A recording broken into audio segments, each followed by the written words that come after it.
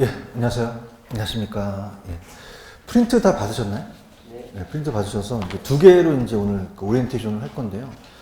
먼저 첫 번째 그 얇은 거 한번 펴보세요. 그 얇은 걸 보시면 그 출제 경영과 이제 수험 대책이 있죠.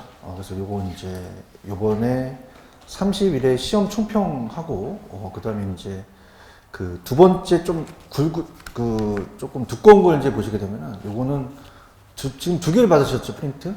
받으셔서 이 두 번째 프린트는 이제 조금 두꺼워서 이제 오리엔테이션인데 일단 두 번째 프린트는 지금 그 어차피 다음 주에 입문으로 들어가겠지만은 그 안에 한번 넘겨보세요. 넘기시면은 파트별로 두 번째 프린트는 제가 이제 중요한 거는 그 안에 내용들을 다 적어놨어요, 그죠? 그래서 이거는 굉장히 여러분이 나중에 시험 때까지 갖고 계시면 많은 도움이 됩니다.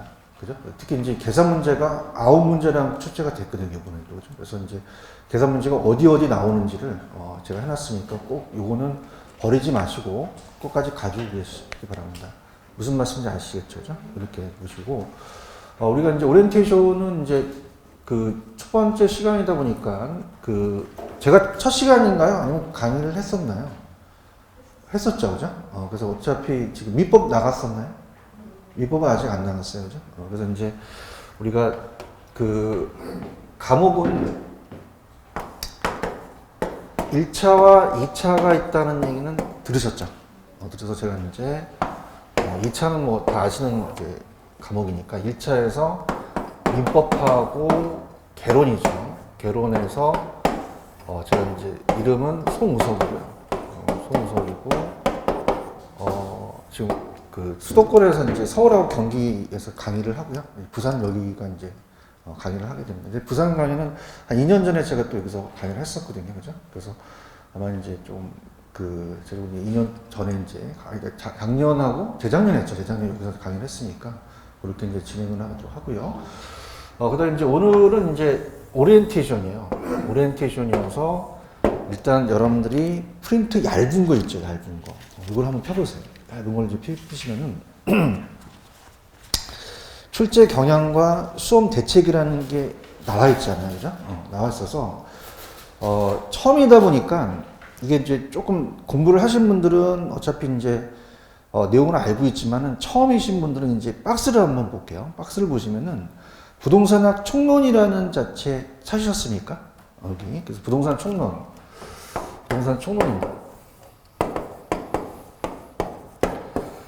제가 이제 자기 소개를 좀 하게 되면 저는 이제 옛날에 EBS 강사였고요. 지금은 이제 해커스 방문각이라고 있거든요. 그죠? 방문각에서 지금 강의를 하고 있습니다.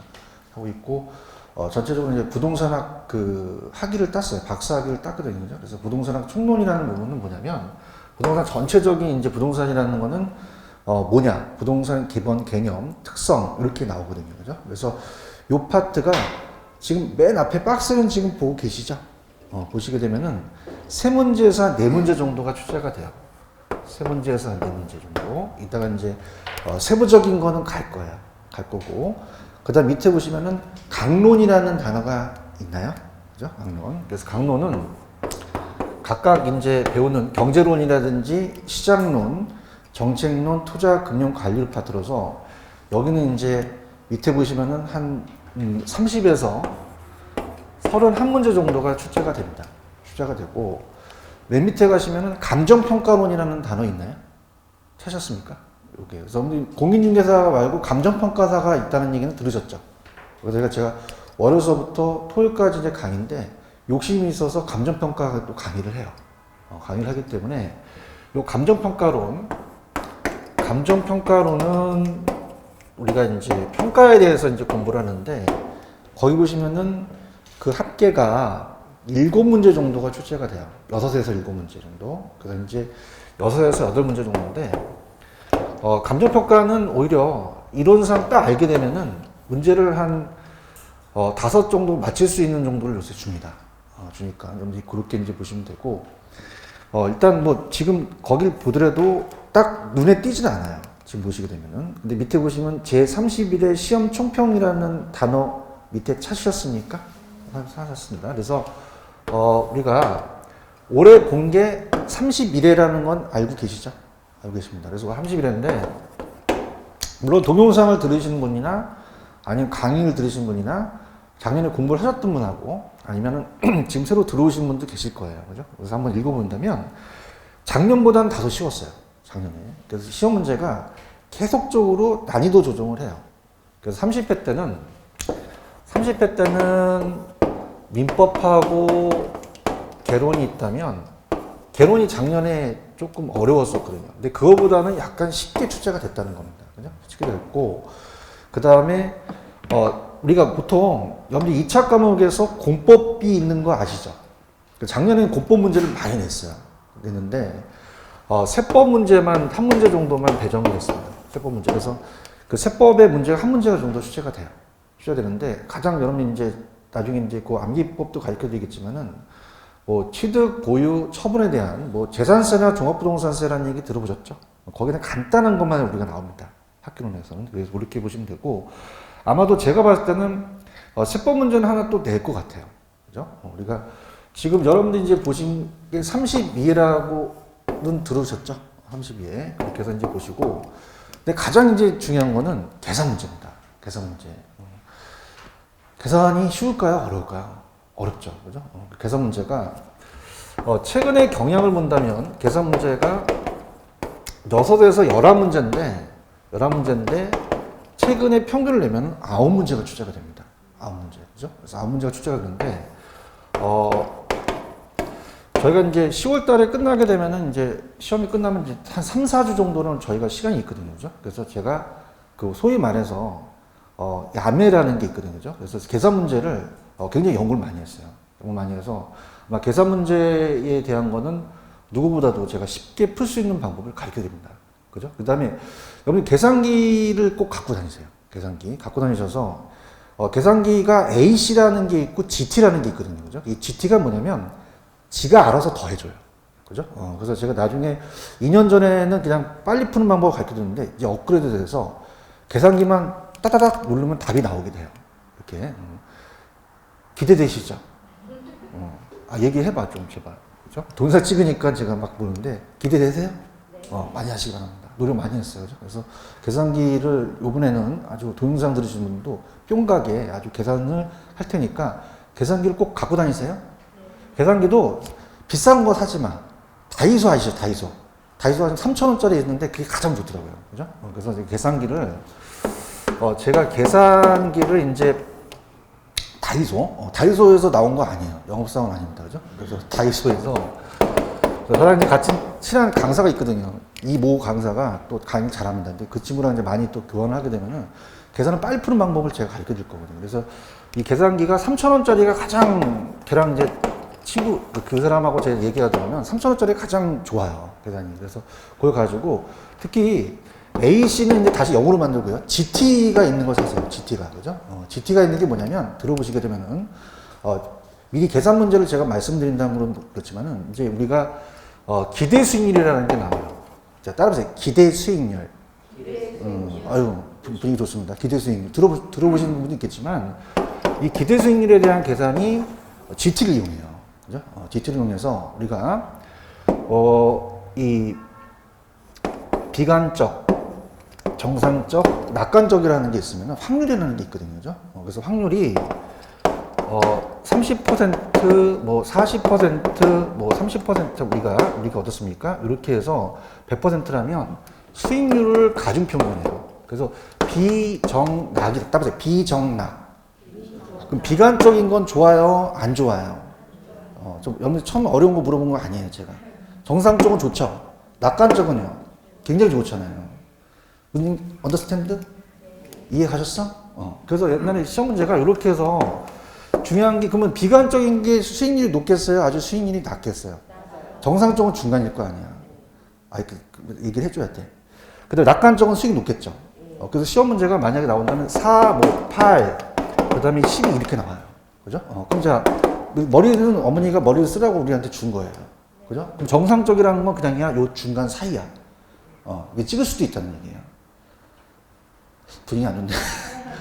이해하셨습니까? 요거 GT는 꼭 사세요, 오늘. 사가지고 얘 계산을 우리가 하는 게 아니라 계산기가 해줘요. 그죠? 그래서 만약에 요, 따라보세요. 숫자 곱하기 숫자. 그 퍼센트를 누릅니다. 그럼 지가 알아서 계산을 해줘요, 얘가. 알겠어요? 분위기 좋네. 그 다음에 이제 지가 알아서 이것도 딱 계산하게 되면은 GT를 누르게 되면 다 더해지거든요. 그죠? 계산기를 많이 사용하셔야 됩니다. 기대되시죠? 그래서, 주입니다. 계산기. 하면 돼. 뿅 가게 진짜 최선을 다해서 할 겁니다. 이해하셨죠? 그죠? 그러니까 계산에 아홉 문제가 출제가 되기 때문에 불안해하지 마세요. 이 계산은 무조건 여러분이 맞출 수 있는 건 들어가야 됩니다. 아까 11문제 정도 출제된다 그랬죠? 그죠? 굉장하거든요. 그죠? 근데 이게 다 기출문제에서 나와요. 기출문제. 그래서 기출문제 나오기 때문에 여러분이 이제, 준비를 하셔야 되지, 계산 문제를 포기하시면 안 돼요. 무슨 말씀인지 아시겠죠? 그래서 오늘 꼭 계산기 하나 구입하세요.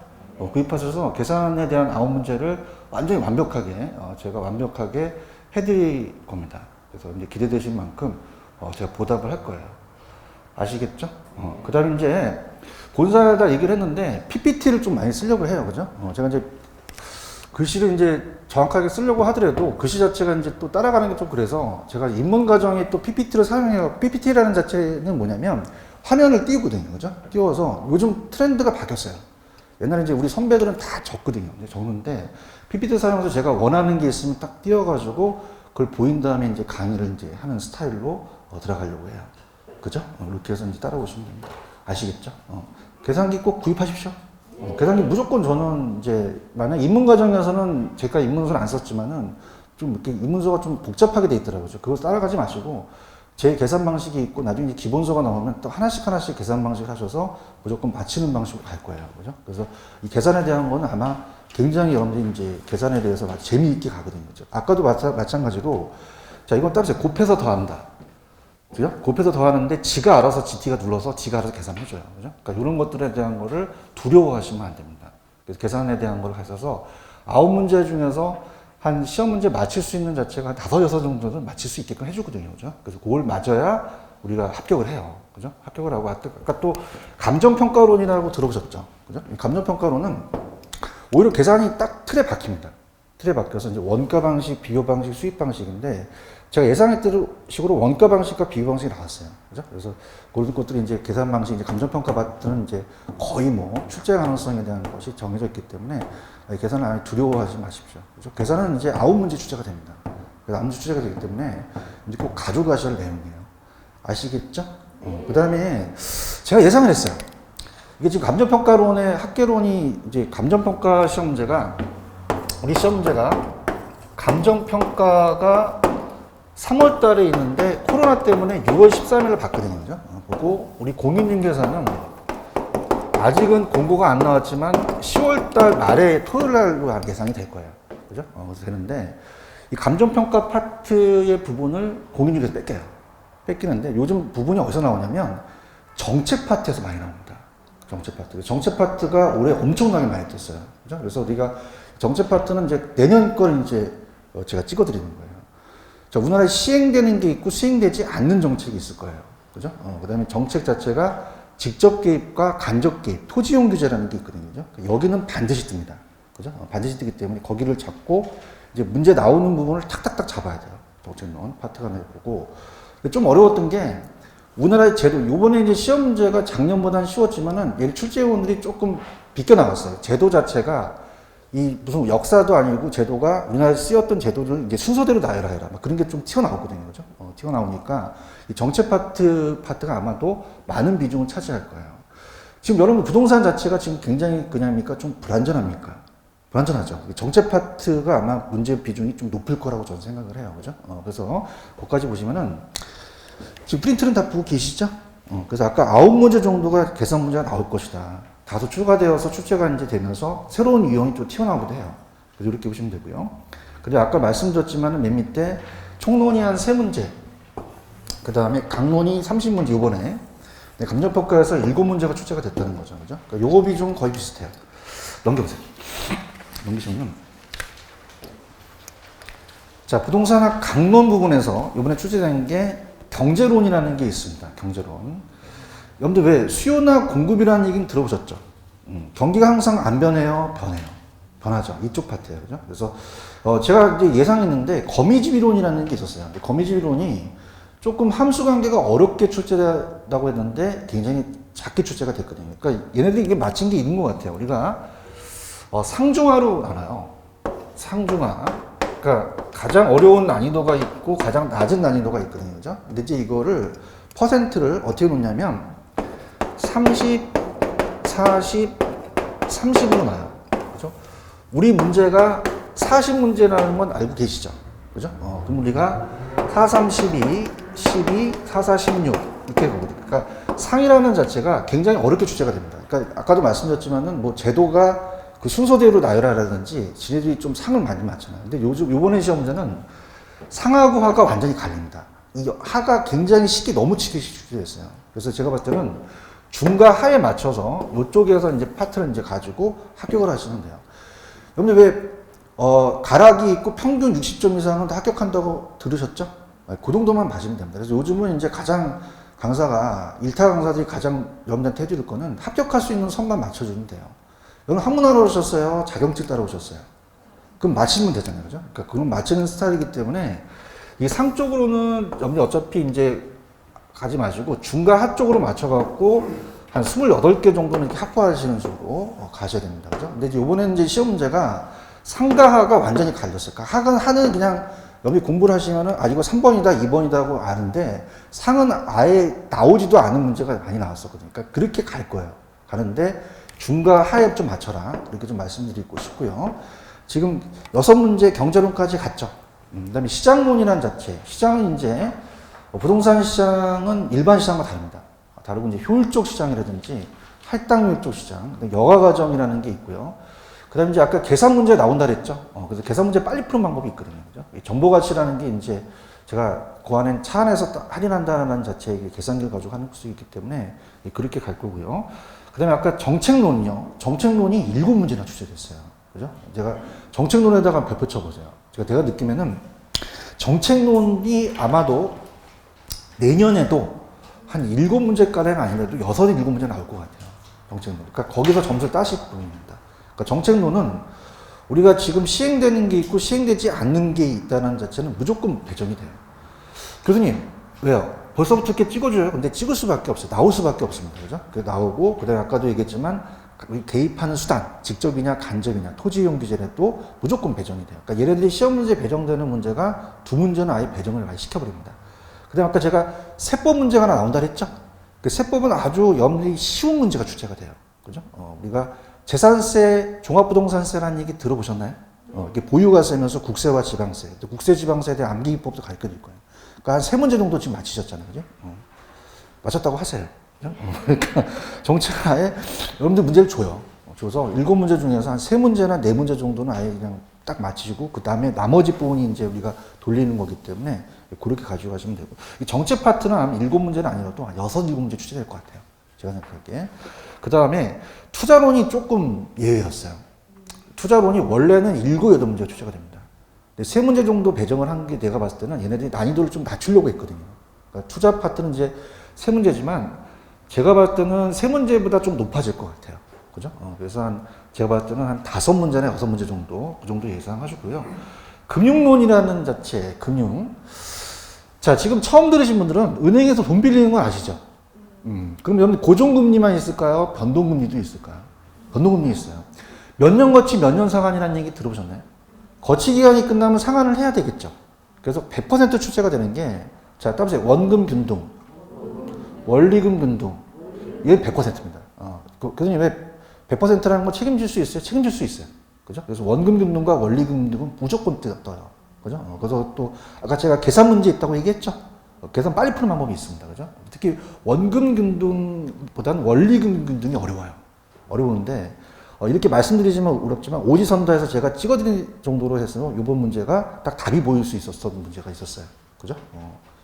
기대되시죠? 그래서 그러면 원리금 정도 같은 거를 이제 보시고, 체증식이 있긴 한데, 체증식이 점증식인데, 걔랑 같이 이제 묶어서 가거든요. 그죠? 그래 가고, 그 다음 이제 의외는, 내가 봤을 때 의외는 LTV라는 얘기 들어오셨나요? LTV. DTI라는 얘기 들어오셨죠? 근데 DSR이 갔기 때문에, 계산 문제가 DSR이 갔기 때문에 DTI를 안 낼 거라고 저는 생각했는데, 예상을 빗나갔어요. DTI가 나왔어요. LTV, DTI. 그죠? 그래서 LTV, DTI 갖고 이제 돈을 빌리는 최대 대출 금액이 있는데, 제가 봤을 때는 요건 내년에 안 뜨고, 상가가 있어요, 상가. 상가 들어보셨어요? 상가에 대한 대출의 LTV와 부채 감당률이 뜰 겁니다. 이렇게 해요, 그죠? 그래서 그것도 나중에 가서 제가 할 건데, 요 계산 문제가 뜬다는 거 꼭 기억해 두시고, 그 다음에 여기도 또 틀에 받는 게 있어요. 우리가 부채라는 얘기 들어보셨죠? 부채는 그냥입니까? 남의 겁니까? 남의 거. 빌려서 내가 개발업자라면 부채를 돈을 빌려서 자금을 유통할 수 있고 내가 주식을 발행해서 자금을 유통할 수 있잖아요. 그죠? 그래서 지분금융과 부채금융, 특히 메자닌금융이라는 게 있는데 거기도 거의 시험 문제가 출제가 돼요. 출제가 되고 그 다음에 프로젝트 파이낸싱하고 리츠라는 게 있거든요. 그죠? 그래서 봤을 때는 제가 금융 파트는 제가 봤을 때는 한 지금 4문제 정도인데 4문제 그냥 갈 것 같아요. 갈 것 같고요. 그 다음에 개발 파트는 뭐냐면 여러분들 왜 신개발이나 재개발이라는 얘기 들어보셨나요? 그러니까 신개발이라는 자체는 매수 방식, 수용 방식이 있고 환지 방식이라는 게 있어요.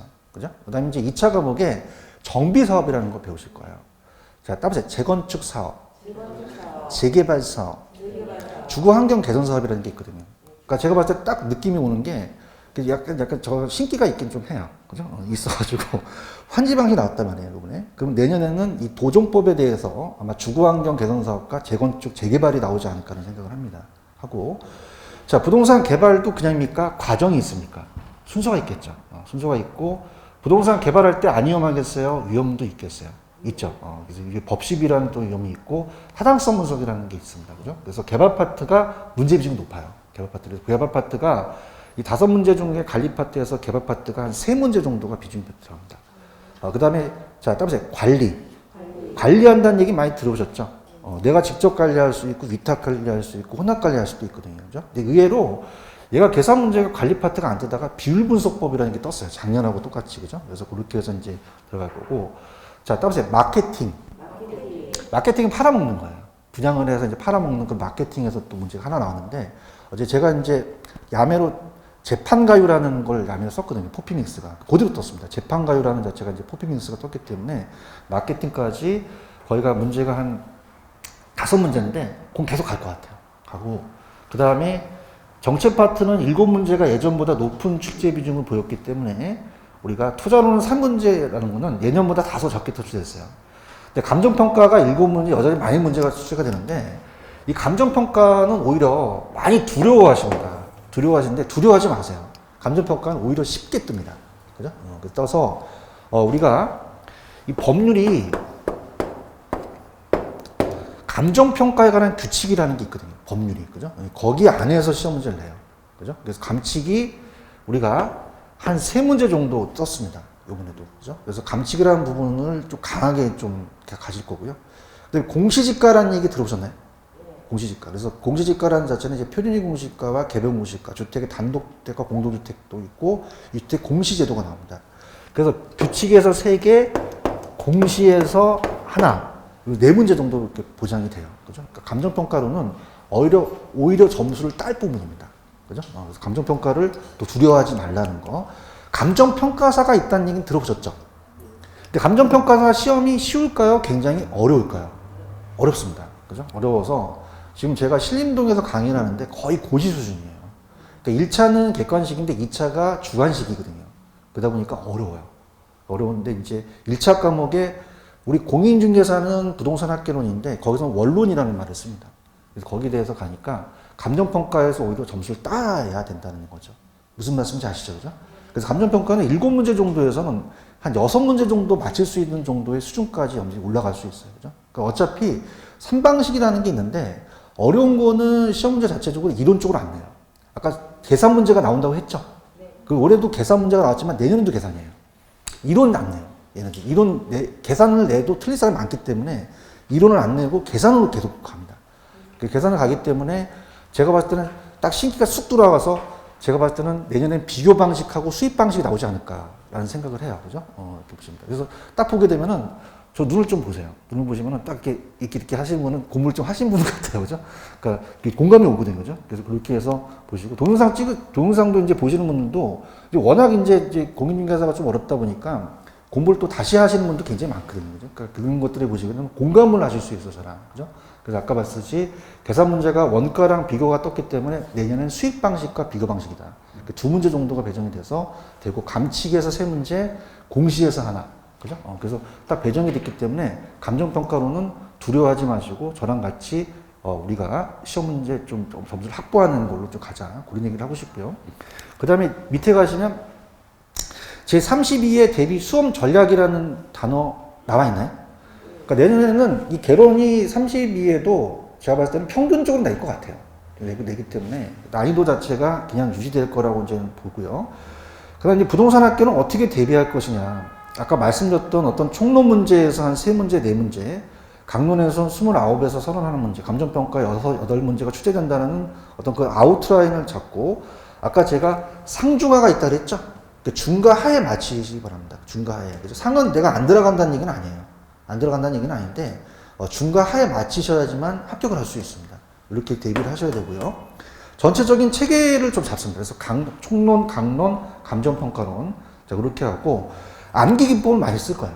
특히 아까 계산은 제가 GT 누르는 그런 것들을 가고, 암기 기법이라는 건 학자인들이 많이 나오거든요. 그죠? 그래서 그런 것들에 대해서 제가 이제 가끔 가다가 이제 어떻게 암기하세요. 이렇게 해서 그 순서라든지 그런 것들에 대한 암기. 소위 말해서 야매라고 하거든요. 그죠? 그런 것들을 또 가르쳐 주면서 갈 거고요.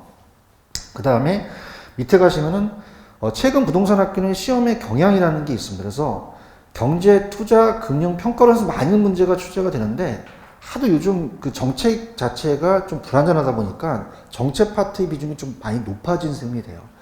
그다음에 계산 문제도 6에서 11문제가 출제가 되는데 지금은 거의 9문제로 배정이 됩니다. 그러니까 최근의 경향이 거의 9문제로 나와요. 그러니까 9문제 정도가 계속 갈 거라고 보시고, 그 다음에 이 계산 문제가 기출 위주로 거의 출제가 됩니다. 기출 위주. 그래서 9문제가 만약에 나온다면 6에서 5 정도는 맞출 수 있고 3문제는 못 맞히게 해요. 일부러. 그죠? 그러니까 그런 것들은 어떻게 할 수 없이 새로운 경향이다 보니까 그렇게 맞춰서 기출문제 위주의 계산 문제를 많이 풀어보세요. 그죠? 그 다음에 제가 아까 말씀드렸지만 올해는 아마 계산 문제 특강도 한번 제가 때릴 생각입니다. 그죠? 그래서 그렇게 가시면 되고, 그 다음 오른쪽에 가시면 이제 4번에 응용 패턴, 기출 유형이죠. 그죠? 유형에서 OX 문제가 있어요. 기출 지문. 그래서 나중에 이제 제가 그 PPT를 이용해서 한 파트가 끝나면 기출문제의 틀린 지문을 잡아내는 뭐 그런 것들을 잡아볼 거예요.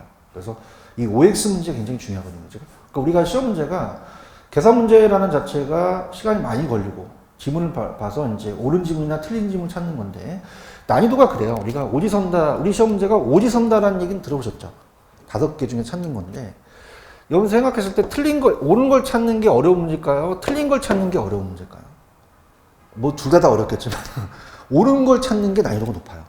그래서 만약에 그 시험 문제가 40문제 중에서 옳은 게 많으면 그 문제는 어렵습니다. 근데 틀린 문제를 찾는 게 난이도가 낮아요. 그죠? 그래서 우리가 이 두 가지를 이제 가지고 이 틀린 것, 그러니까 옳은 지문이라는 것은 자, 하나를 올랐다는 건 다 틀린 것을 찾아내야 되거든요. 그죠? 찾아내는 것들에 대한 연습을 하셔야 돼요. 그러니까 나중에 제가 이제 프린트로 해서 그렇게 해서 좀 드리려고 하고, 그 다음에 이제 욕심은 제가 프린트를 좀 많이 내보내려고 합니다. 프린트 자체를. 그래서 아마 요약집은 아까 보원장님한테 얘기했는데 저희 걸 못 쓰고 이제 우리 랜드프로 본사에서 나오는 걸 쓰게끔 한다고 하더라고요. 그래서 제 위주로 가는 이제 또 프리 방법이 있으니까 아마 프린트로 해서 PPT를 싸서 틀린 지문을 화면에서 이제 그 보면서 그 기출문제에 대한 틀린 문을 잡을 거거든요. 그죠? 그래서 그렇게 해서 나가는 거 하고 OX 문제가 가장 중요해요. 그래서 여러분들이 그 자체적으로 이 계산 문제가 또 되시는 분이 있고 안 되시는 분이 있기 때문에 어차피 스피드 게임이거든요. 그죠? 그래서 빨리빨리 맞추는 부분. 그래서 그렇게 가고 특히 요즘에 대한 경향을 이제 유튜브를 많이 또 보셔서 이제 막 방문각이라든지 좀 들어보시는 해커스라든지 이런 데서 이제 뭐 어떤 이제 끌어당기려고 문제를 푸는 방법. 근데 그게 좋은 겁니다. 이게 뭐냐면 저희가 이제 강사들 이제 모임에서 얘기를 해보면 우리는 여러분들한테 학문을 가르쳐 주는 게 아니라 시험을 합격할 수 있는 기술자라고 얘기를 합니다. 제 말이 맞죠? 그래서 오지선다에서 이거 몇 번입니까? 4번 딱 찍게끔 만들어줄 수 있는 강사가 최고예요. 그죠? 그래서 그런 스킬이 이제 중요합니다. 그래서 OX 문제에서 우리가 딱 봐서 이 문제에 옳은 지문을 고르라 그러면 여러분들 같이 연습을 하면서 탁탁탁 찍은 거니까 그런 연습을 많이 할 거예요. 무슨 말씀인지 아시겠죠? 그래서 그게 한다면 계산 문제 정도가 9문제 중에서 아까 얘기했지만 계산기 쓰는 방법으로 4-5문제 확보하고 그 다음에 OX 문제로 해서 하게 되면 충분히 평균 60점을 넘어요. 합격만 하시면 되니까 그렇게 따라가시면 좋겠고요. 그래서 OX 문제는 제가 PPT를 사서 틀린 지문을 해서 프린트를 나눠드린 다음에 그렇게 가도록 하는 방법으로 가고요. 자, 마무리 이제 반복학습이죠. 그죠? 반복학습이기 때문에 나만의 이제 암기 노트 같은 걸 이제 만드세요. 만드시고, 제가 이제 요약집이 나오겠지만은 암기 노트는 이제 프린트물로 해서 쭉 나눠드리면 그걸 모으세요. 모아가지고 나중에 이제 체크를 해서 저랑 같이 따라가셔서 그렇게 하시면 됩니다. 무슨 말씀 아시겠죠? 그래서 제일 중요한 게 여러분 보시면 돼요. 이거 보시면 되고, 그 다음에 오늘 프린트 새로 받으신 거 있죠? 아, 이게 진짜 중요합니다. 근데 버리시면 안 됩니다. 버리시면 제가 진짜 너무 여러분들 이제 삐질 거야. 이거 버리면 안 돼. 요즘 갖고 두 번째 갖고 계시죠? 이건 지금 내가 만들었지만 너무 잘 만들었어. 한 페이지 넘겨보세요. 넘기시면은 강사는 다 자기 자랑을 하긴 그래. 그죠? 그래서 이 포인트가 있어요. 포인트. 그죠? 그러니까 처음 들으신 분들은 오늘 이 포인트를 보더라도 느낌이 안 옵니다. 느낌이 안 오는데 혹시라도 동영상을 들으신 분들은 이제 이게 아마 그 자료실에 올라갈 거예요. 그죠? 그걸 뽑아가지고 일단 갖고 다니세요. 갖고 다녀서 파트별로 솔직히 어디가 나오는지를 모릅니다. 모르는데 제가 이제 이거는 넘기시면 이제 파트별로 어디가 딱딱 나온다는 걸 해드릴 거예요. 그래서 요번 시간하고 이제 다음 시간 2시간으로 이제 우리가 배정이 됐거든요. 오리엔테이션이. 그죠? 배정이 되기 때문에 요거 이제 제가 요걸로 해서 지금 시간이 딱 끝나진 않겠죠. 그죠? 않으니까 이제 요걸로 해서 2시간을 마무리를 할게요. 무슨 얘기인지 아시겠죠? 그래서 요번 시간에 우리가 포인트를 먼저 말씀드리도록 할게요. 자, 우리가 40문제라는 건 알고 계시죠? 그래서 우리가 가락을 평균에서 넘고 이제 60점만 넘으면 되니까 이 상중하에서 가장 중요한 건 중과하라는 거 꼭 맞춰서 어차피 여러분들 학문하러 오신 거 아니에요. 그러니까 자기가 딱 못 알아듣겠다면 버리세요. 버리시고 나중이라도 버리시고 이제 가시고 중과하에 맞춰가지고 우리가 테크닉으로 맞출 수 있는 걸로 가셔야 됩니다. 이해 가셨어요? 이렇게 해서 이걸 얘기를 했고, 그 다음에 아까도 말씀드렸지만 감정평가 두려워하지 말라. 감정평가 두려워하지 말라. 감정평가는 나오는 부분이 정해졌다는 거를 꼭 여러분들한테 말씀드려서 이쪽으로 점수를 따시고, 그 다음에 30회 때보다는 30회 때 난이도가 높았지만 올해는 좀 쉬웠다라는 자체를 좀 총평을 좀 말씀드리고, 세법 문제 무조건 하나 나온다. 무조건입니다. 그죠? 100% 나와요. 세법 문제가. 근데 공법 문제를 얘네들이 냅니다. 근데 내가 봤을 때는 내년에는 낼 것 같아. 내년 낼 것 같아. 공법 문제. 근데 공법 문제는 이게 왜냐면 얘네들이 문제가 발생되는 게 1차랑 2차가 있으면은 뭐 다 알고 계시지만 1차는 그 해 합격하면 면제된다는 건 다 알고 계시죠. 그래서 지금은 아니지만은 지금 굉장히 빳빳하십니다. 지금 오셔갖고 아우 나 합격해야지 그러시는데 한 7, 8월 달 가시게 되면 1차만 하겠다는 분이 많아요. 그래서 얘네들이 뭘 알고 있냐면 2차를 내면 떨어질 거라는 걸 알고 있기 때문에 2차에 대한 공부 문제를 냈거든요. 그죠? 그래서 근데 그거에 대한 건 제가 또 뽑아갖고 드릴 테니까 그렇게 가셔서 세법 문제는 무조건 한 문제가 나온다. 그죠? 세법은 맞히셔야 됩니다. 무조건 얘는 건지는 거예요. 그죠? 세법 문제가 나오고 공법에서에 대한 문제를 조금 더 추가시키지 않을까라는 생각을 합니다. 그죠? 그 다음에 이제 법이 바뀐 거에 대해서는 조금 안 나왔거든요. 올해 좀 법 바뀐 거에 대해서 이제 중개사법이 바뀐 거랑 예상을 많이 했거든요. 그죠? 그 다음에 여러분들 왜 그 임대사업자라고 들어보셨죠? 그 기간이 바뀌었거든요. 그죠? 그것도 좀 안 떴고, 그 다음에 이제 감정평가론에서도 이제 나중에 한국감정원이라고 들어보셨나요? 근데 그게 바뀌어요.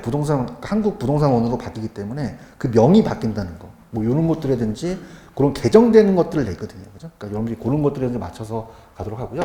아까 계산 문제 두려워하지 말라고 그랬습니다. 다이소에서 사라 그랬어요. 계산기. 사세요.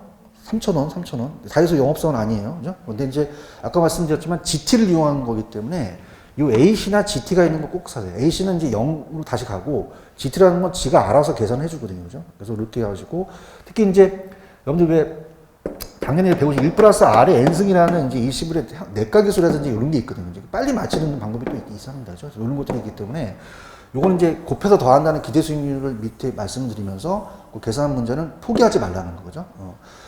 자, 따라서 계산기가 알아서 해준다. 우리가 하는 게 아니에요. 그러니까 야매를 많이 써봤어요. 이걸 뭐 야매 써가지고 막 더해서 막 해봤는데 할 필요가 없다는 거죠. GT를 눌러서 나중에 가서 지가 알아서 해주기 때문에 훨씬 더 편해요. 그죠? 그래서 그렇게 해서 제가 계산 문제는 9문제에서 한 6에서 한 5에서 6문제 정도는 배정해서 맞힐 수 있겠고 하니까 포기하지 마세요. 아시겠죠? 그죠? 계산 문제를 많이 포기합니다. 왜냐하면 계산이 모의고사 보시더라도 실질적으로 안 돼요. 그죠? 왜냐하면 떨어가지고, 아이씨, 떤단 말이에요. 그죠? 떨지 마시고, 계산 문제는 꼭 맞힐 수 있는 부분만 맞히셔야 됩니다. 맞히고 확률적으로 맞힐 수만 있기 때문에 계산 문제는 포기하지 말라는 겁니다. 계산이 안 되면 합격 못 해요. 여러분들이 보신 분 아실 거예요. 그죠? 그러니까 기본적인 계산 문제는 무조건 맞히셔야 된다는 거, 그렇게 하셔서, 꼭 다이소에서 그렇진 않습니다. 문방구 사도 되는데, 다이소가 가장 제가 아는 친한 그 강사랑 얘기해보면 가장 저렴하고, 가장 좋고, 카시오는 사지 마세요. 공학 계산기 같은 건 안 되거든요.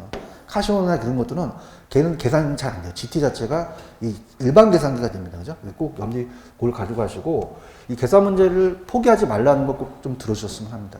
이해하셨죠? 그죠? 그 다음에 또, 이거 떠들어야 되니까 또 프린트 한번 보세요. 프린트 보시면 이거 쫙 보세요.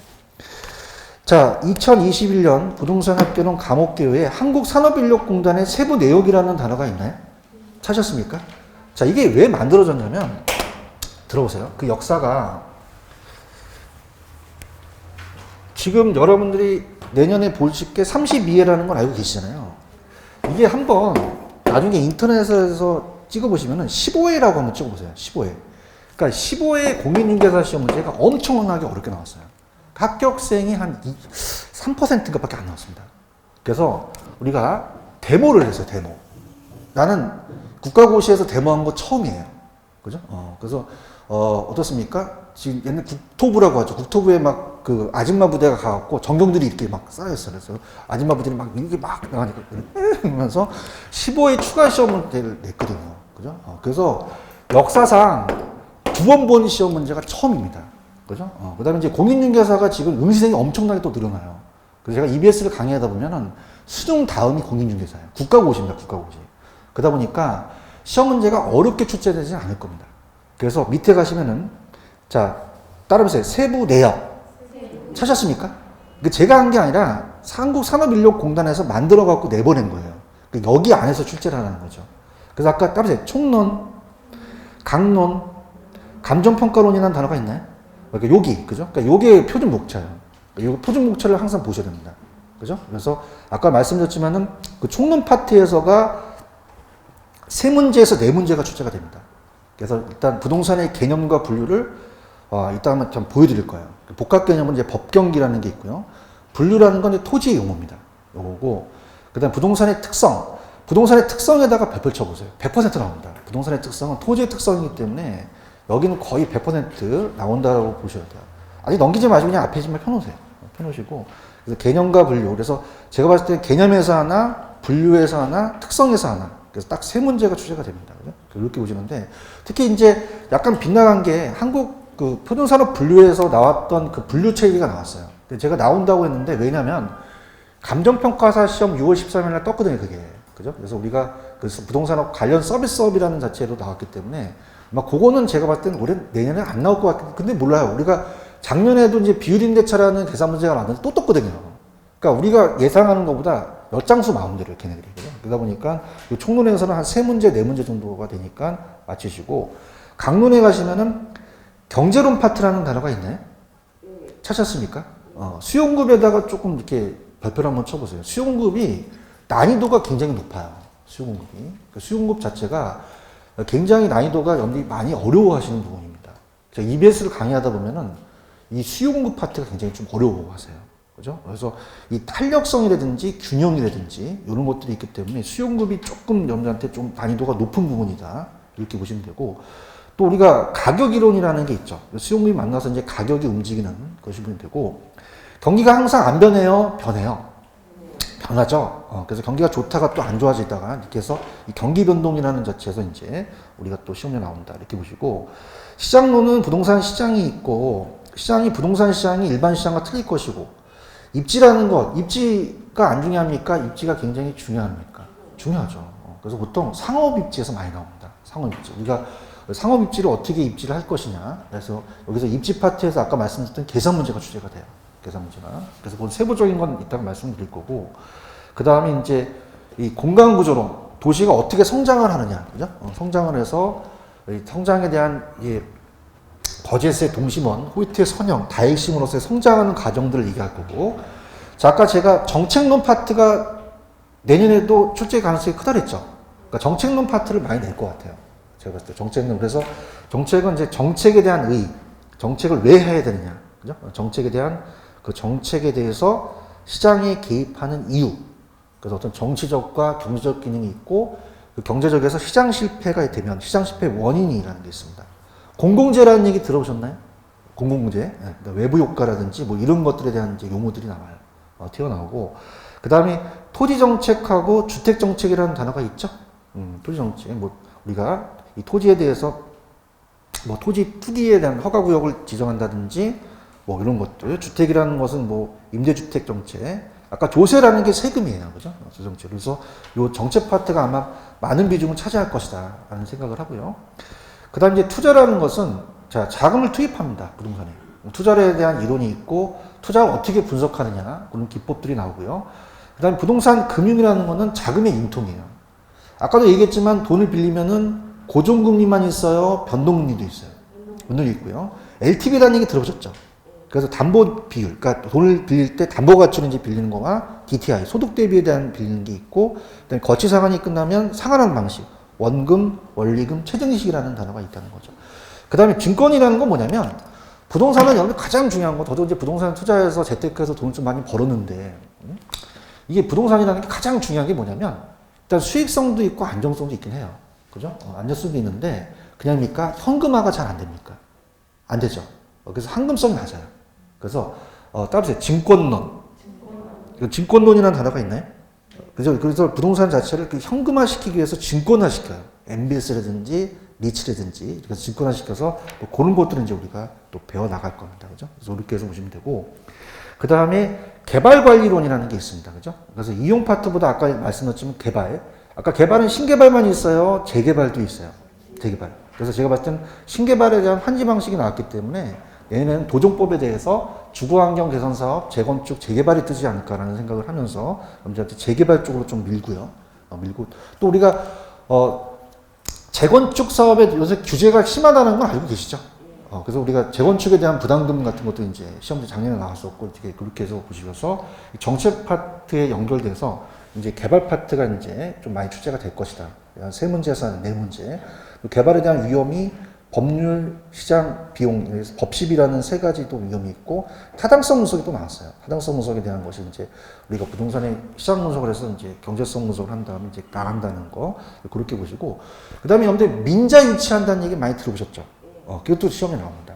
그래서 우리가 BTL 방식이나 BTO 방식이라든지 또 우리가 그 신탁 개발 방식이라든지 사업 주탁 방식 이런 것들에 대해서 나오기 때문에 이 개발 파트도 시험 문제에 또 배정이 되는 부분이 있기 때문에 점수를 따는 부분이에요.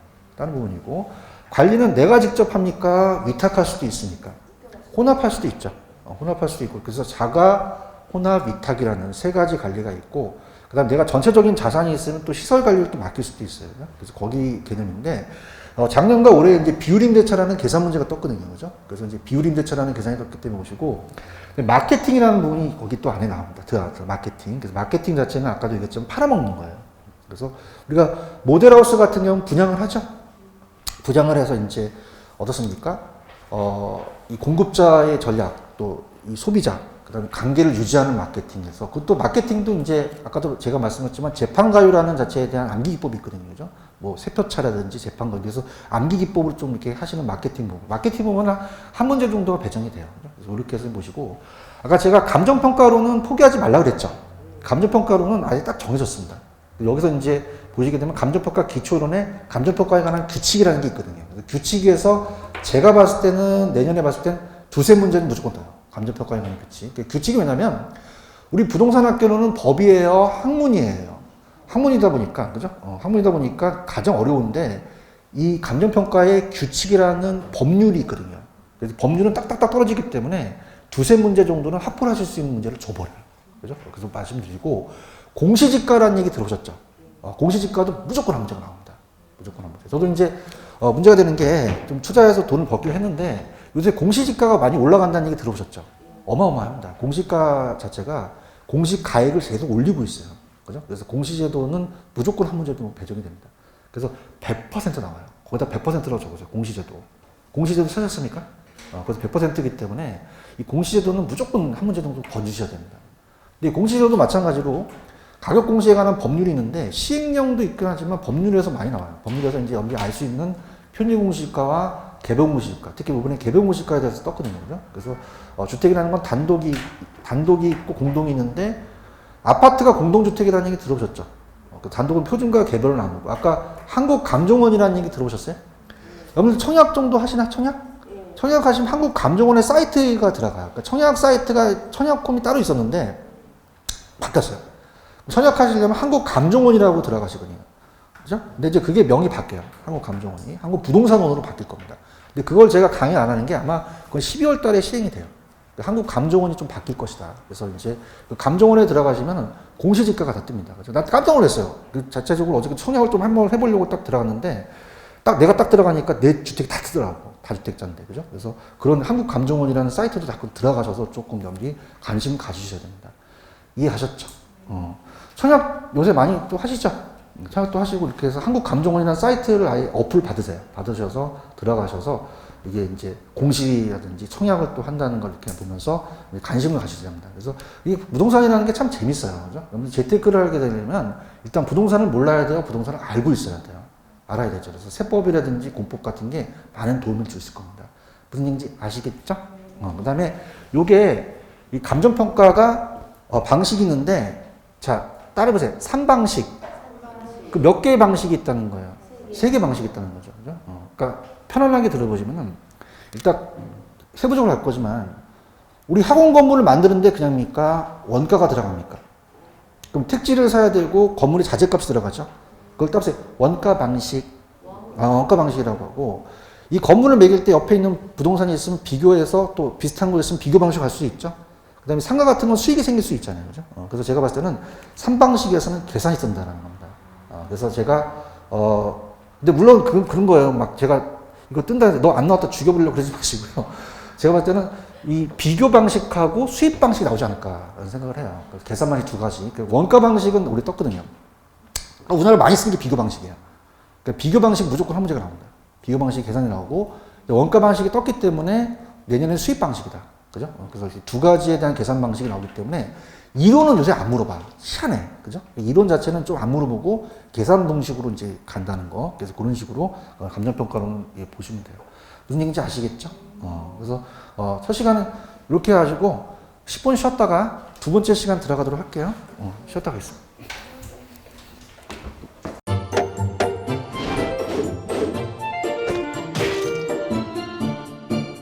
안녕하세요. 공인중개사 민법을 강의하고 있는 양민입니다. 자, 제가 준비한 거는 공인중개사 자료를 쉽게 다운받는 꿀팁을 준비해 보았습니다. 자, 공인중개사를 공부하다 보면 방대한 양의 자료를 접하게 됩니다. 하지만 그것을 일일이 다 출력을 하시거나 보관을 하는 데는 불편함이 따르죠.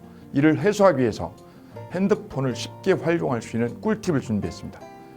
네이버 밴드라는 어플을 통해 필요한 자료들을 보거나 다운받을 수 있습니다. 이 네이버 밴드를 활용하는 방법을 하나씩 알려드리도록 하겠습니다. 1단계, 네이버 밴드라는 어플을 다운받습니다. 가장 먼저 안드로이드 버전은 플레이 스토어를 클릭하시면 되겠습니다. 아이폰은 앱스토어에서 하시면 됩니다. 그 다음 검색창에 네이버 밴드를 검색하시고 다운 혹은 설치를 클릭하시면 되겠습니다. 이렇게요. 2단계, 밴드 어플에서 공수모를 검색해 주시면 되십니다. 밴드 어플을 누르시면 위쪽 상단에 보시는 것처럼 돋보기 모양의 아이콘이 보입니다. 이 돋보기 부분을 클릭하시게 되면 맨 위쪽에 하얀 공백의 검색창이 생기는데요. 이곳을 눌러서 공수모 이 3글자를 쳐주시면 되겠습니다. 3단계는요. 해당 공수모 밴드를 들어가 주시면 됩니다. 이 밴드는 공인중개사를 공부하시는 수험생들을 위한 밴드입니다. 수험생들을 위한 시험 정보나 자료가 업로드되어 있어서 공부를 할 때 활용할 수 있는 밴드입니다. 보시는 것과 같이 강의와 관련된 공지사항이나 최신 자료가 다양하게 제공되고 있습니다.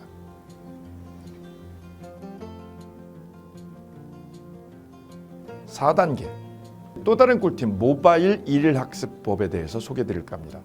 이제 핸드폰으로 짬 시간을 활용하셔서 공부하는 학습법을 알려드리도록 하겠습니다.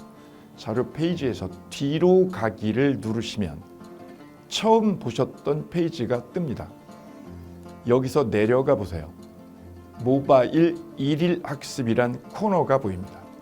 이 부분을 누르게 되면요, 매일 한 개씩 핵심 부분이라고 할 수 있는 문제가 업로드되어 있고요. 더 아래로 쭉 내려가시면 정답과 해설 부분을 볼 수가 있습니다. 맨 아랫부분을 보시면 이렇게 댓글 쓰기도 남길 수 있으시죠. 스마일 부분을 눌러 좋아요로 표시할 수도 있습니다. 짬을 내어 스스로 학습한 뒤 모르는 부분을 질문할 수도 있고, 하루 동안 공부했던 것을 정리하시거나 공부한 소감을 적어 놓으실 수도 있습니다.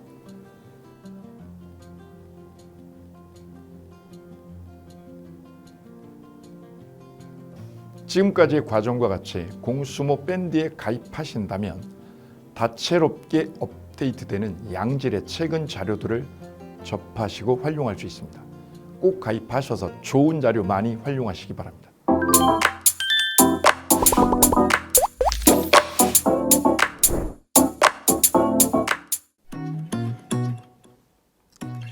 자, 안녕하십니까. 자, 이번에는 부동산 실무, 일반인들이 어떤 도움을 받기 위한 관련된 밴드에 대해서 소개를 시켜드릴 건데요.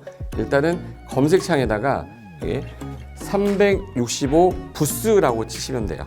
365 부스인데 365일 부동산 스터디라는 밴드예요. 네이버 밴드인데 365 부동산 스터디라는 밴드 일단 클릭하시면 현재는 이제 4만 명 정도 되는 밴드인데요. 우리가 일반인들이 어떤 부동산 정보를 습득하는 데 있어서 이 정보를 얻기가 되게 쉽지가 않습니다. 내가 어딘가를 찾아본다고 해서 잘 찾을 수 있는 것도 아니고, 어떤 전문가들이 하는 말들이 이 친밀성이 있는 건지 아닌지에 대해서도 우리가 잘 믿을 수가 없는 거기 때문에 그런 정보를 그래도 좀 손쉽게 찾아볼 수 있게끔 저희 이제 이 밴드에 구성된 전문가들이 정보를 좀 제공해 주는 거기 때문에 아마 유용하게 활용할 수 있을 거고요. 내가 부동산 중에 토지를 좀 알고 싶다, 또는 상가를 좀 알고 싶다, 또는 나는 내 집 마련을 위해서 청약이 좀 궁금하다. 근데 그게 솔직히 어디 가서 물어보거나 어떤 정보를 찾기 쉽지 않아서 그것 때문에 만들어진 밴드라고 보시면 돼요. 그래서 365일 내내 부동산을 어떤 공부한다는 취지로 밴드에 들어오셔서 질의응답도 하시고 궁금한 사항에 대해서 예를 들어 문의하시면 저희가 관련된 정보를 또 제공해주는 그런 밴드라고 보시면 되겠습니다. 어떤 밴드냐면 한번 보시면은 지금 현재는 공지사항이 제일 먼저 나올 건데요. 이 공지사항은 기존에 있던 오프라인이 어떤 강좌가 있으면 그 강좌에 관련된 거 세미나라든지 그래서 평소에 이제 우리가 이제 접하지 못했던 강의들 있죠. 이렇게 진행이 된다라는 거 공지를 좀 하는 그런 내용들이고요. 하나 좀 더 올리면 자, 이제 우리 교수님이에요. 교수님 중에 상가 교수님이 최근에 예를 들어서 법이 바뀌었어요. 법이 바뀌게 되면 최근에 바뀐 법이 이러한 바뀐 법이 있으니 중개업을 한다거나 투자를 할 때 좀 유의해서 알아보시면 좋겠습니다라는 거를 올려놓을 거예요. 기존에 올려놓은 자료가 있으면 또 찾아보시면 되는 거니까 이렇게 해서 계속 밴드에서 소식을 받으시면 실전에 굉장히 도움을 많이 받을 거라고 예상합니다. 부동산 관련된 내용 중에서 하나 더 보시면 이제 랜드프로에서 직접 우리 프로그램 만들고 있어요. 그래서 부동산 까발리기, 부동산 부티크 이런 팁이 관련돼서 부동산 팁 있죠. 예를 들어서 청약을 받아야 되냐 말아야 되냐, 지금 강남권 아파트를 투자해야 되냐 말아야 되냐, 이런 정보를 쉽게 여러분들이 접하지 못하기 때문에 그런 관련된 것들을 시대에 맞게 흐름에 맞게 부동산 시장이 이제 요동치면 내가 지금 집을 팔아야 되냐 사야 되냐 그런 것들에 대해서 신속하게 정보를 들을 수 있는 밴드니까 시간이 나실 때마다 자주 들어오시고 저도 자주 들어와서 좋은 정보 남겨드릴 테니까 자주 들어오시기 바랍니다. 저는 부동산 공법하고 부동산 토지 투자를 강의하는 고상철이었습니다. 자주 밴드에서 뵙도록 하겠습니다. 자, 수고하셨습니다.